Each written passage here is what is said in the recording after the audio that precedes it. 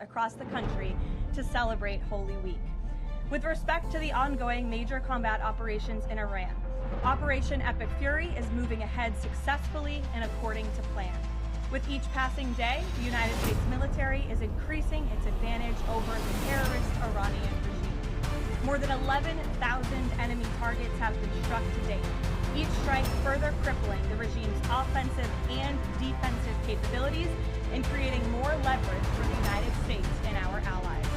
Compared to the start of the operation, Iran's ballistic missile and drone attacks are down by roughly 90%.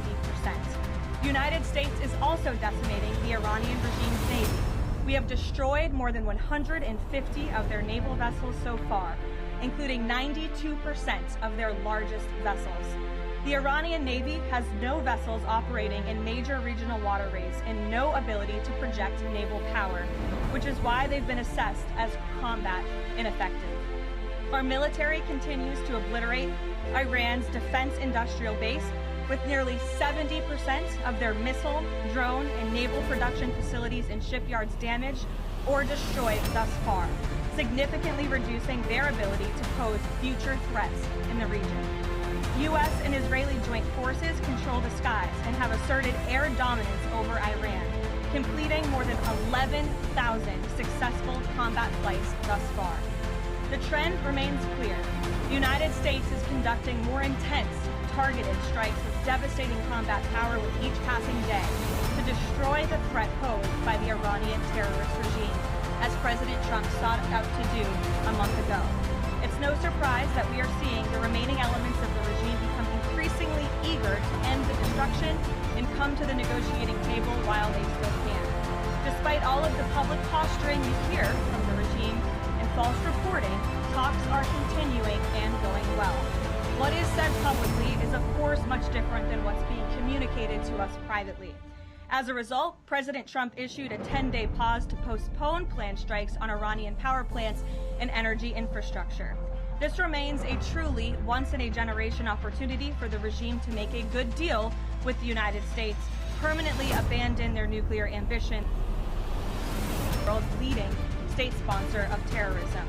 If the Iranians reject this golden opportunity, the greatest military in the history of the world continues to stand by to provide President Trump with every option available to ensure this regime continues to pay a grave price. One way or another, Iran will no longer have the credible ability to threaten the United States or our allies, which is, of course, the overall objective and mission the President set out when he launched Operation Epic Fury. Unfortunately, even as President Trump is working hard every single day to protect the United States from foreign enemies, Democrats on Capitol Hill have failed to do the same here at home by keeping the Department of Homeland Security unfunded. Over the past 6 weeks, Democrats in Congress have pushed our air travel system to its breaking point and inflicted massive pain on Americans with their reckless political gains. 500 TSA officers quit their jobs. Thousands more were calling out sick at record rates due to the lack of pay.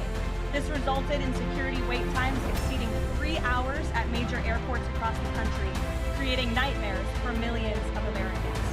Overall morale among TSA staff plummeted as well, all of this creating an unacceptable heightened security risk. Because of the Democrats' unwillingness to do their basic job of funding DHS, President Trump determined that these circumstances constituted an emergency, compromising American security.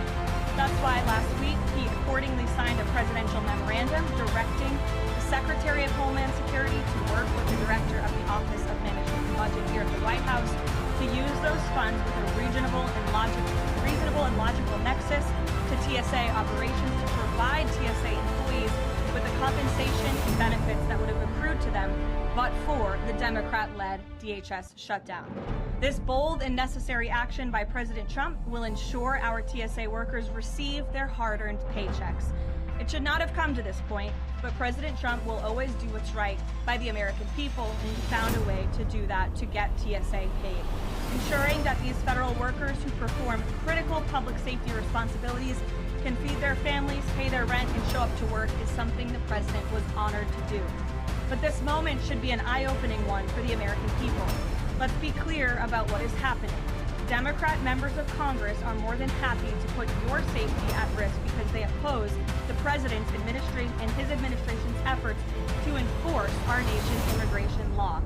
Democrats refuse to fund ICE because they want millions and millions of illegal aliens to pour into the country just like they were under the Biden administration. They want murderers and rapists and thugs to remain in your communities rather than be removed by ICE and Border Patrol agents. The Democrats created this mess. They are the reason for long lines at airports and tens of thousands of employees going without pay. Once again, President Trump is cleaning up their mess because he cares more about the American people than destructive, petty, partisan politics. With that, I will take your questions today here in our new media seat. We have with Lyman. Thank you for being here. You want to kick us off? Thank you. Thank you. Questions for you.